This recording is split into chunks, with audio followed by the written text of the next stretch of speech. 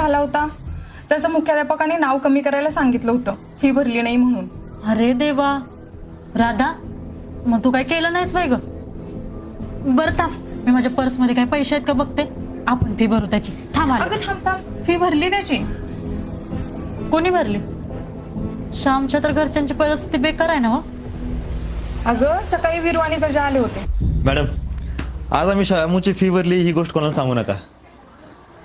विशेषतः तर सकू मॅडमला तर अजिबात सांगू नका. त्यांना वाटणार की मुद्दाम करतोय, मोठेपणा करण्यासाठी करतोय. आई नसल्यामुळे आम्हाला तर शाळा शिकायला नाही भेटलो, नाहीतरी सरपंच व्हायची वाट कशाला बघितली असती. तुम्हाला माहिती मॅडम, कॉलर ताट करून फिरण्यात मजा नाही.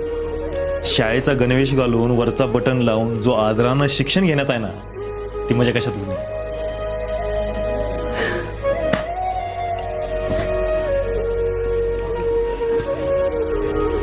वीरूने त्याच्या हातातली सोन्याची अंगठी घाण ठेवली आणि फी भरली बघ.